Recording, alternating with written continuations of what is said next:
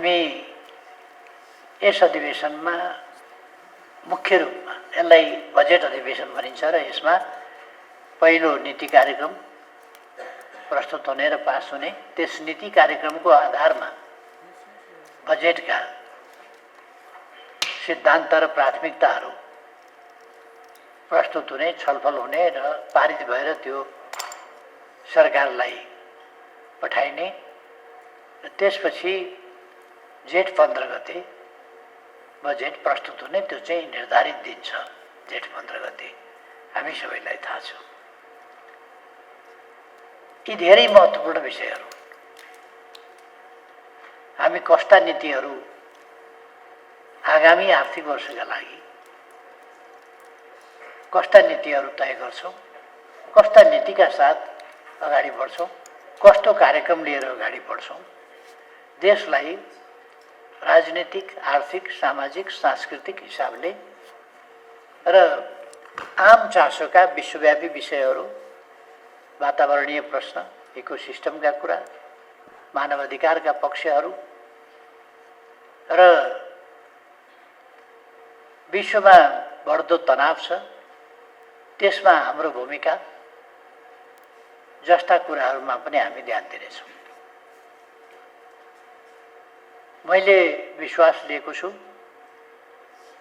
सबै माननीय ज्यूहरूबाट दस्तावेजहरू राम्ररी अध्ययन गर्ने, तिनीहरूमा चिन्तन मनन गर्ने, अघिल्ला दस्तावेजहरूसँग तुलनात्मक अध्ययन पनि गर्ने, अहिलेको परिस्थितिलाई बुझ्ने र गर्नुपर्ने कामहरूको सन्दर्भमा अहिलेका तात्कालिक समस्याहरूलाई कसरी सम्बोधन गर्ने, संसद मार्फत जनताका समस्याहरू संसदमा कसरी उठाउने र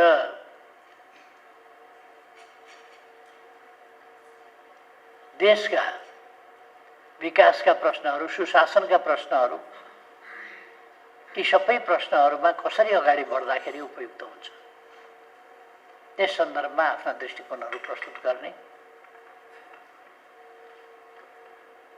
बाढी, पहिरो आदिको समय पनि आउँदैछ, त्यसका लागि हाम्रो तयारीका कामहरू, त्यस सम्बन्धमा जानकारी लिने, कस्तो भइरहेको छ, के भइरहेको छ, अरू कुराहरूमा पनि जानकारी लिने, यी कामहरू गर्न जरुरी छ। र अरू जनताका समस्याहरू उठाउने कुराहरू, आफूले जानेका, थाहा पाएका ठाउँहरू, आफ्नो निर्वाचन क्षेत्र वा आफ्नो जिल्ला, प्रदेश, कतै पनि घटेका घटनाहरू, कहीँ कोही अन्याय अत्याचारमा परेको छ कि, महिलाहरूमाथि हिंसा, हेरेसमेन्ट केही जस्ता कुराहरू भएका छन् कि, अथवा पछाडि परेको समुदायलाई हेप्ने, होस्याउने कामहरू, अन्यायमा पार्ने कामहरू भएका छन् कि, यस्ता कुराहरूको सन्दर्भमा निर्भीकतापूर्वक आवाज उठाउने र समयमै आवाज उठाउने जस्ता कामहरू पनि गर्न पछाडि पर्नु हुँदैन। हामी यहाँ आएको जनताका लागि हो, जनतालाई सेवा सुविधा पुर्याउन, उनीहरूका पिरमार्का बुझ्न र हटाउनका लागि हो। हामी यहाँ आएको देशमा सुशासन दिन। सुशासनमा मुख्य रूपमा दुईटा पक्ष पर्दछन्। एउटा जनतालाई दिनुपर्ने सेवा सुविधा ठिक समयमा सरल ढङ्गले, सहज ढङ्गले उपलब्ध गराउने, अर्को सुशासनका बाधाहरू, भ्रष्टाचार, कमिसन तन्त्र आदिका विरुद्ध। र अर्को कुरा,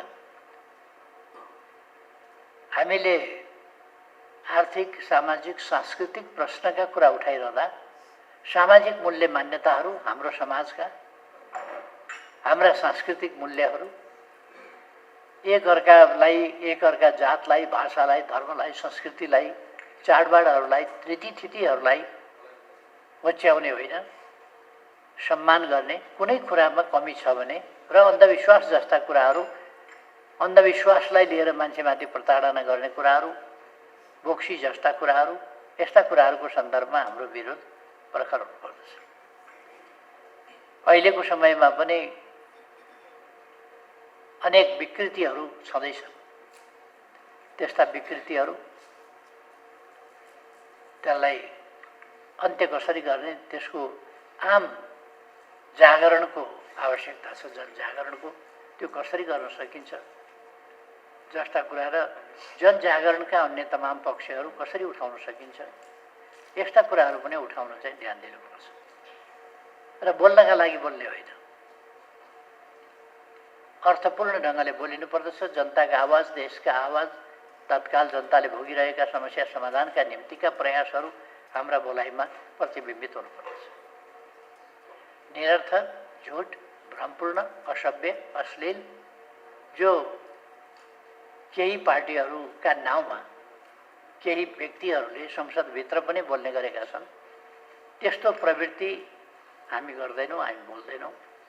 र हामीले एउटा मर्यादित, सुसंस्कृत, सभ्य तरिकाले तथ्यमा आधारित, प्रमाणमा आधारित तथ्य कुराहरू साहसिक ढङ्गले प्रस्तुत गर्छौँ। हाम्रो कुरा त्यो। त्यसकारण म सबै साथीहरूलाई यस ढङ्गले कुराहरू राख्न आग्रह गर्न चाहन्छु। हामीले सत्यको उजागर गर्नुपर्दछ। हामीले राष्ट्रियताको पक्षमा स्पष्ट दृष्टिकोण राख्ने, अडान राख्ने, उभिने काम गर्नुपर्छ। राष्ट्रलाई विभिन्न ढङ्गले कमजोर पार्ने खालका क्रियाकलाप र प्रवृत्तिहरू, त्यस्ता कुराहरूलाई आलोचना गर्नुपर्छ। र त्यस्ता कुराहरूलाई हामीले अलिकति तिखै आलोचना गर्नुपर्छ, किनभने देशभन्दा ठुलो अर्को कुरा हुँदैन। जननी जन्मभूमिश्च स्वर्गादपि गरिएछि। स्वर्गभन्दा पनि ठुलो महान भनेको देश हो। देशप्रति जसको निष्ठा छैन, त्यस्ता तत्त्वहरूलाई हामीले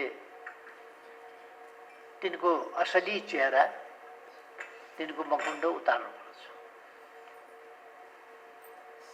हामीले देशभक्तिको भावनालाई, देशभक्तिका पक्षहरूलाई उजागर गर्नुपर्दछ, त्यसमा दृढता राख्नुपर्दछ। जनतालाई जागरुक बनाउने काम गर्नुपर्छ। यी कुराहरूमा सबै मान्यजीहरूको ध्यान जान्छ भन्नेमा र हाम्रो भूमिका प्रम्प्ट, छिटो, छरितो, तत्काल प्रत्युत्पन्नमती, तत्काल बेठी कुराहरूको विरुद्ध बोल्ने, त्यो तरिका अवलम्बन गर्नुपर्छ। बासी कुराहरूको सन्दर्भमा बोलेर त्यति अर्थ हुँदैन। हिजो कसले के बोलेको थियो भन्ने कुराको प्रतिवाद आज गरेर त्यति हुँदैन। त्योभन्दा ताजा कुरा, आज बोलिएका गलत कुराको प्रतिवाद आजै हुनुपर्दछ। त्यसो भएर यस्ता पक्षहरूमा साथीहरूले ध्यान दिनुहुनेछ भन्ने मैले विश्वास लिएको छु। यी त सुन्ने समयका कुरा भए, विशेष समयका कुरा भए, आकस्मिक परिस्थितिका कुरा भए। हामी सुन्ने समयमा बोल्छौँ, विशेष समयमा बोल्छौँ।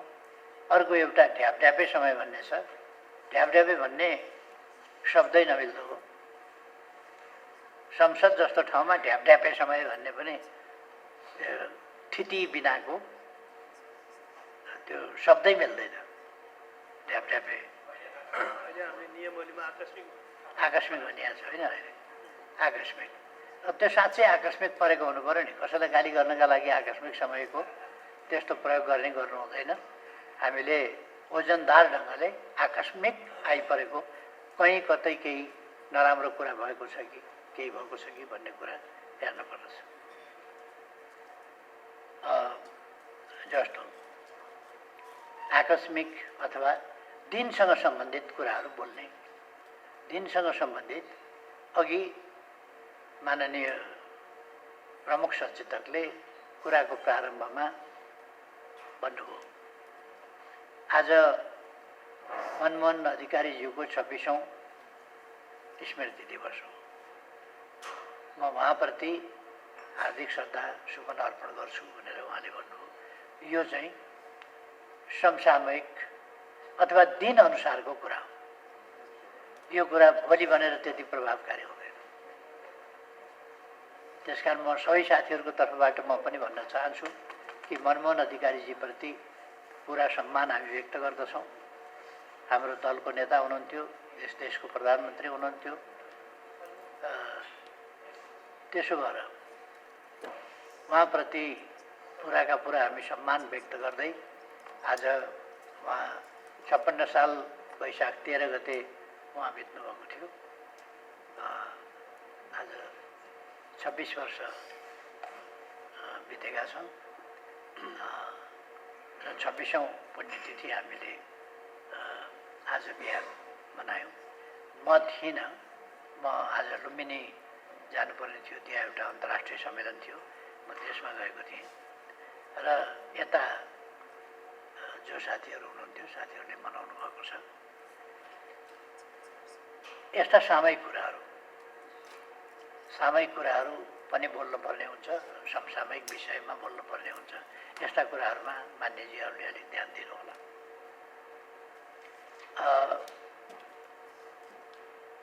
हामी आन्दोलनका अग्रजहरूप्रति अरू जस्तो संकीर्ण दृष्टिकोण राख्दैनौँ, अलिक फराकिलो दृष्टिकोण राख्छौँ। कुन पार्टीमा लागेको थियो, आन्दोलनमा योगदान गर्ने मान्छे कुन पार्टीमा लागेको थियो भनेर हेर्दैनौँ। आन्दोलनमा योगदान गरेको, बलिदान गरेको, सङ्घर्ष गरेको, दुःख कष्ट भोगेको, जुन पार्टीमा लागेको भए पनि दुःख कष्ट भोगेको हो, डेमोक्रेसीका लागि दुःख कष्ट भोगेको हो, देशका लागि भोगेको हो भने हामी त्यसलाई सम्मान गर्छौँ। संकीर्ण दृष्टिकोण हामी राख्दैनौँ। यी चिजहरू हाम्रो साथीहरूले बुझ्ने भएको छ। अब अहिलेको परिस्थितिको सन्दर्भमा मैले धेरै केही भन्नुपर्ला जस्तो लाग्दैन। हिजोसम्म आगै बाल्न खोजेका थिए।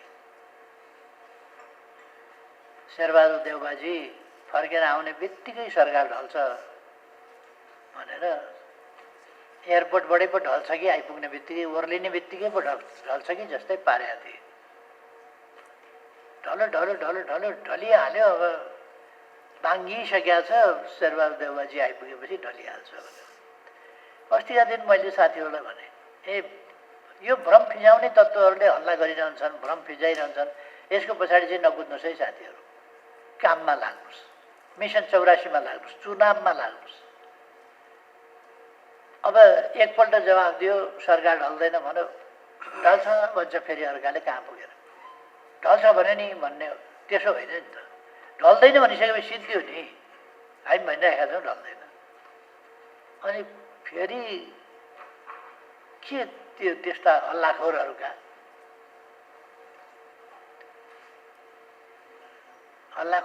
कुराहरूका पछाडि किन कुदिरहने? त्यस कारण मिसन 84मा लाग्नुहोस्, चुनावमा लाग्नुहोस्, पहिलेदेखि चाहिने काममा लाग्नुहोस्, यो हल्लामा नलाग्नुहोस्, हल्लाका पछाडि नकुदौँ भनेर मैले भनेको थिएँ। सरकार ढल्छ कि रहन्छ कि यसमा नलाग्नुहोस्, तपाईँहरू त्यसको जिम्मा हामीलाई छोडिदिनुहोस्, आफ्नो काम गर्नुहोस्, चुनावका पछाडि लाग्नुहोस् भनेपछि ल अब प्रधानमन्त्रीले नै आश मारिसकेछन् भनेर त्यता व्याख्या गरेर कुदे। प्रधानमन्त्रीले भनेका कुराले तरङ्ग ल्यायो भने नेपाली भाषा बुझ्दैनन् कि के भएको त्यो बुझ्दैनन्। त्यस कारण यस्तो कुरालाई केही मैले भनिरहनु परेन। शेरबहादुरजीले आइपुग्ने बित्तिकै हिजै जवाफ दिनुभयो। खुइ गरेर पुरपुरा हात लाएर फेरि बिचराहरू थचक्क बसे, हल्ला गर्नेहरू। त्यति चाहिए रहेछ। शेरबहादुरजीले सरकार ढल्दैन भनिदिएपछि खतराकै हुँदो रहेछ, फेरि थुचुक्कै पुरपुरा हात लाएर। कति विदेशतिर कति हेर्न सक्यो भने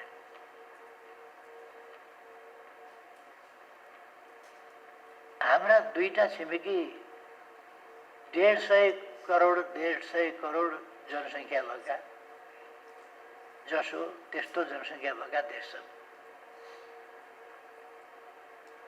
अब तिनीहरूमध्ये ती 150 करोड मान्छे मध्ये कसको अनुहार उज्यालो भयो, कसको अलिक उज्यालो भएन, त्यो कसले के बोल्छ भन्ने कुरा एउटा पूर्व राजदूतले अस्ति बोल्दै गरे मैले सुनेको थिएँ।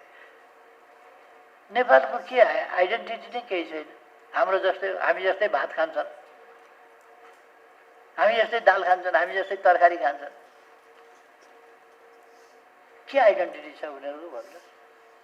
सोच छ कि छैन कि के हो? पहिले त अचम्म लाग्यो। के भन्यो नेपालको के आइडेन्टिटी छ?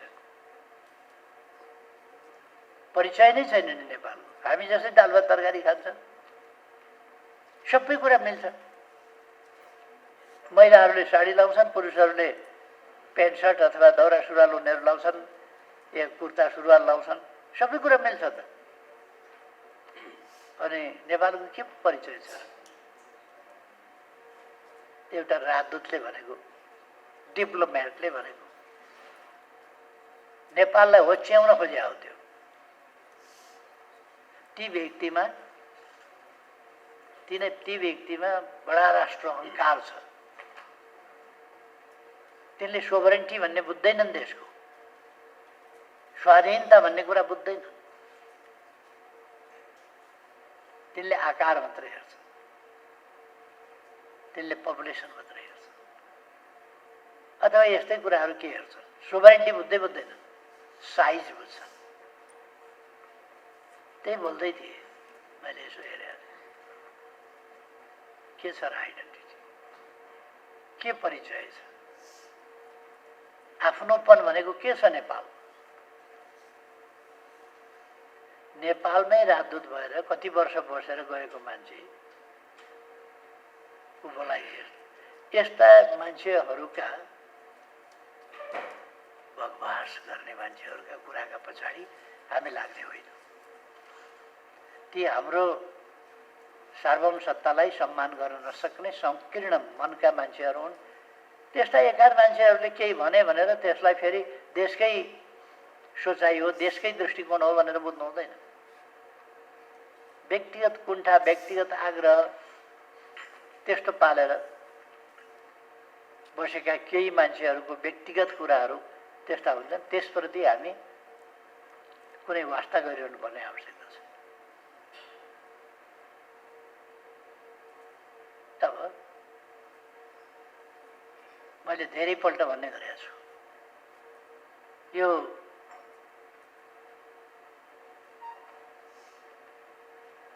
हाम्रो भूबनोट, भू राजनीति, भूबनोट त अहिले बनाइदिया हो र हामीले, यो त सदियौँदेखि छ। यही भूबनोटले नेपाललाई सदैव स्वाधीन राख्यो। 5000 वर्षभन्दा लामो इतिहास हाम्रो छ। थोरै देश होला त्यति लामो इतिहास भएको, जति लामो इतिहास हाम्रो छ। अनि भू राजनीतिमा होसियार हुनुपर्ने के भने थियो? भू राजनीति यही भू राजनीतिले त चीन उत्तरपट्टि जहिले पनि थियो, जहिले पनि उत्तरैमा छ चीन। यो नयाँ बने भू राजनीति। भारत दक्षिणमै छ, पूर्वतिर पनि भारत छ, पश्चिमतिर पनि भारत छ। यो नयाँ कुरा आइलाग्यो हो र। भू राजनीति, भू बनोट, हाम्रो भौगोलिक अवस्थिति यो नयाँ हो।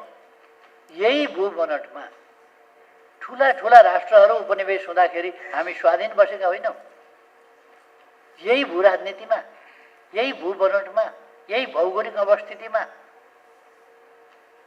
यो कुनै नयाँ चिज होइन। त्यसकारण म मान्यजीहरूलाई के आग्रह गर्न चाहन्छु भने, यस्तो कुराहरूको अपव्याख्या गरेर आफ्नो कमजोर धनु हुन्छ नि, कमजोर धनु हुने वा देश प्रेममा न्यूनता हुने, उति कम्ती हुने मान्छेहरूका तर्कहरू, कुतर्कहरू, यस्तोका पछि लाग्नुपर्ने, यस्तोमा ध्यान दिइरहनु पर्ने कुनै आवश्यकता छैन। हाम्रो भूबनोट गजबको छ। यति सुन्दर भूबनोट, यति सुन्दर स्रोतयुक्त हिमाल छ, यति सर्वोच्च शिखर कति हुन्, कति छ। अनि K2 एउटा दोस्रो हिमाल छ। बाँकी त तेस्रो, चौथो, पाँचौँ, छैटौँ, सातौँ, आठौँ, नवौँ हामीसँगै छन् त। अथवा यति छोटो ठाउँमा यति भौगोलिक डाइभर्सिटी छ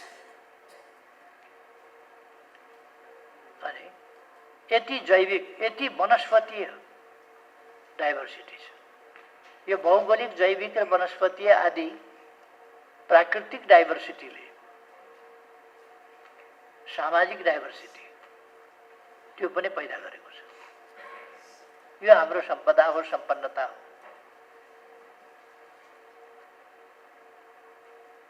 तसर्थ हिमाली भेगका चिजहरू पनि हामीसँगै छन्, समुद्र छेउका चिजहरू पनि हामीसँगै छन्। त्यसो भएर सुपारी नरिवल जस्ता समुद्रका किनारमा हुने चिजहरू पनि हामीसँग छन्, उत्तरका चिज पनि छन्। हामीसँग व्हेल माछा, डल्फिन, कहिले कहिले कोसीमा आइपुग्छ, समुद्रका चिजहरू पनि। त्यसकारण हामीले कुनै प्रकारको इन्फेरियोरिटी कम्प्लेक्स भन्छ नि, हीनताबोधी ग्रन्थि पाल्नुपर्ने कुनै आवश्यकता छैन, हीनता लिनुपर्ने कुनै आवश्यकता छैन।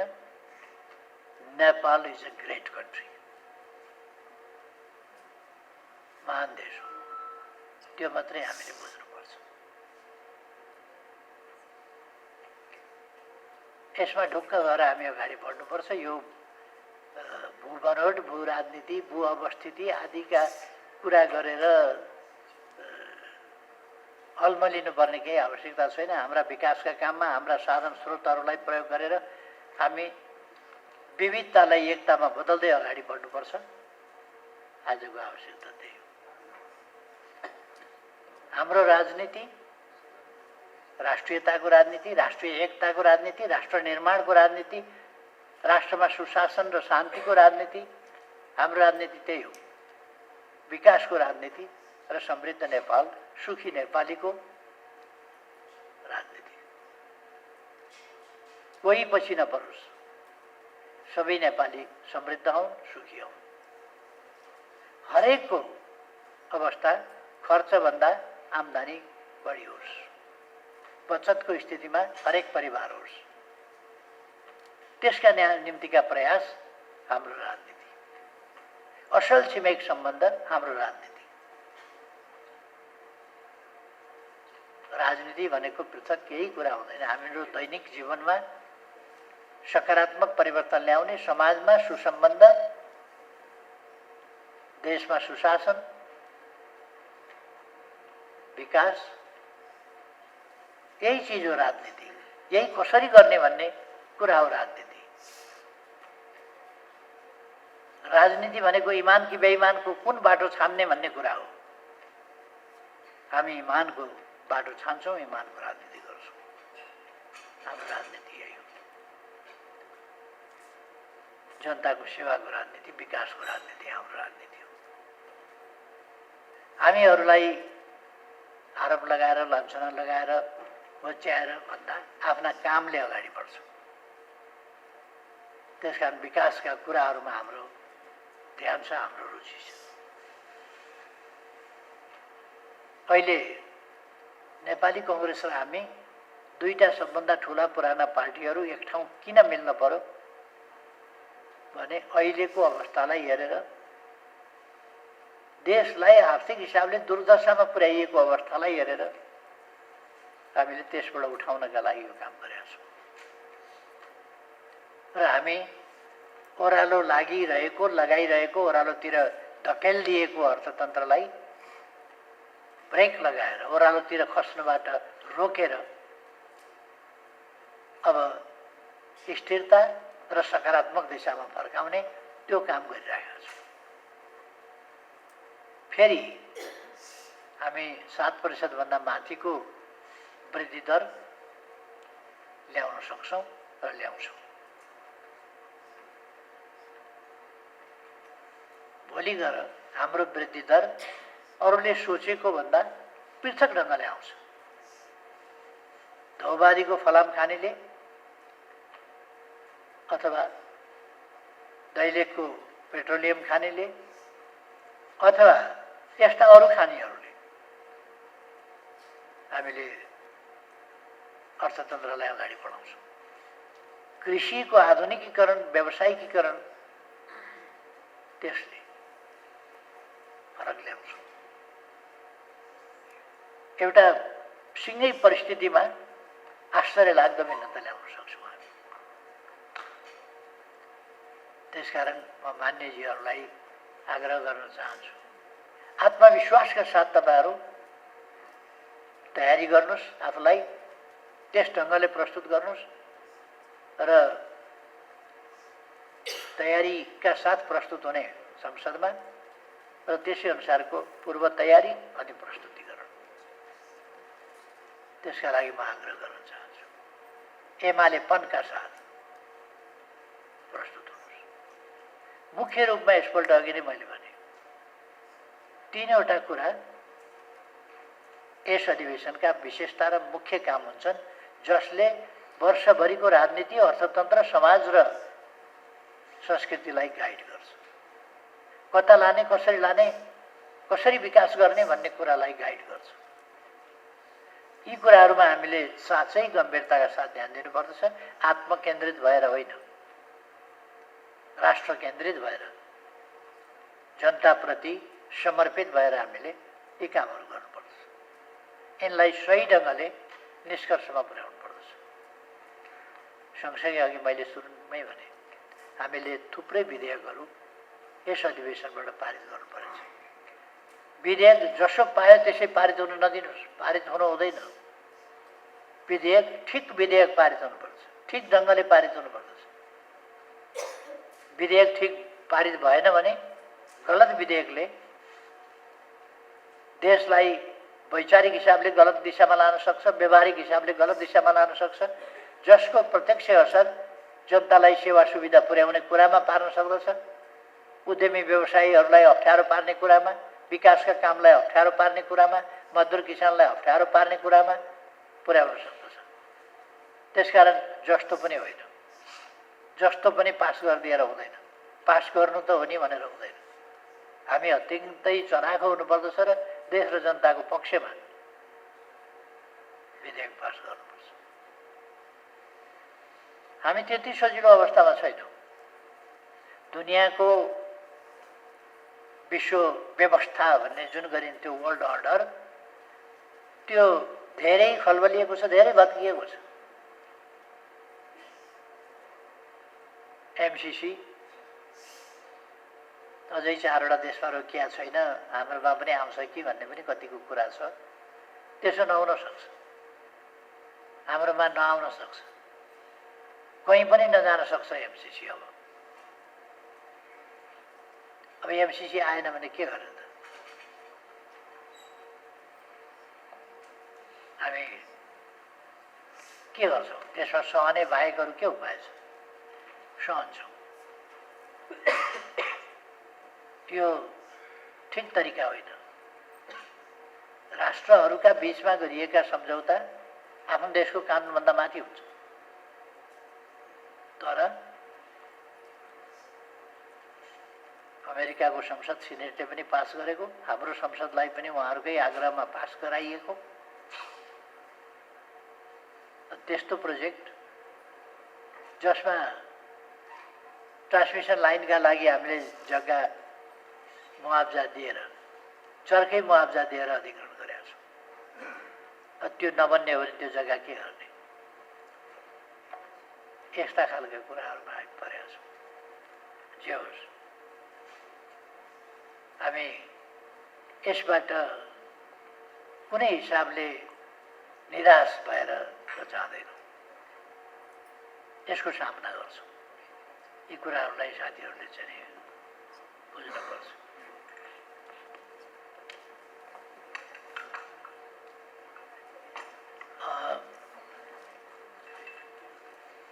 अब अर्को वर्ष हामी स्तरोन्नति हुँदैछौँ, अल्प विकसितबाट विकासशील।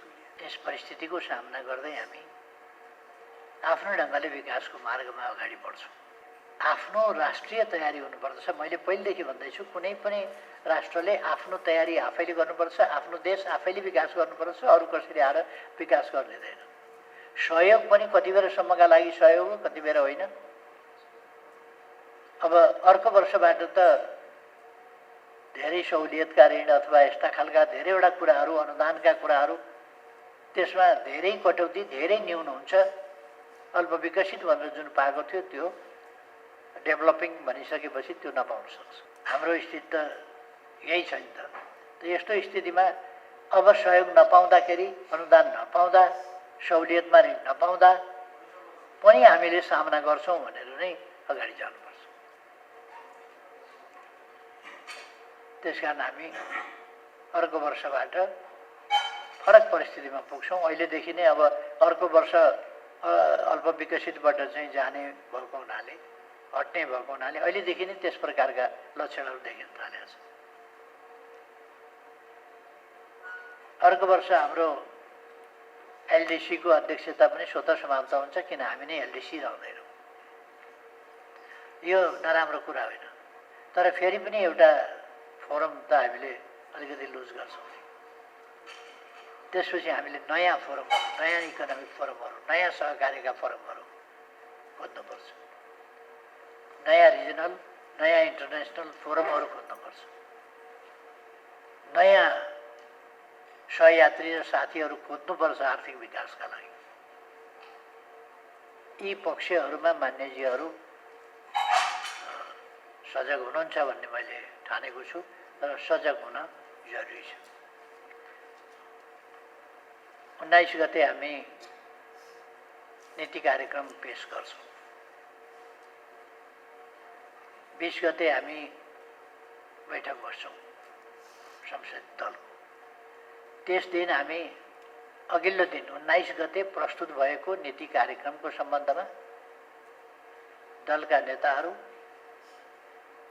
र एक्सपर्टहरू समेतबाट पनि फिडब्याक लिन्छौँ। के छ उहाँहरूको भनाइ बजेटको सम्बन्धमा, त्यो पनि लिन्छौँ। आवश्यक पर्दा अर्थमन्त्रीले पनि त्यसमा जवाब दिनुहुनेछ। मुख्य गरेर 19 गते नीति कार्यक्रम पेश भएपछि उहाँको बजेटतिर लाग्नुपर्ने त हुन्छ त्यसअनुसार, तर पनि नीति कार्यक्रममा पनि अलिकति उहाँको ध्यान जाला र नीति कार्यक्रमले बजेटका सिद्धान्त र प्राथमिकताहरूलाई मार्गनिर्देश गर्छ र नीति कार्यक्रम तथा सिद्धान्त र प्राथमिकताहरूले बजेट कसरी आउँछ भन्ने कुरालाई तय गर्छ। त्यसर्थ यसमा उहाँको पनि ध्यान गएकै छ, जानेछ र उठेका प्रश्नहरूको उहाँले जवाब दिनुहुनेछ, अरू मन्त्रीजीहरूले जवाब दिनुहुनेछ र मैले पनि साथीहरूलाई स्पष्ट पार्नेछु।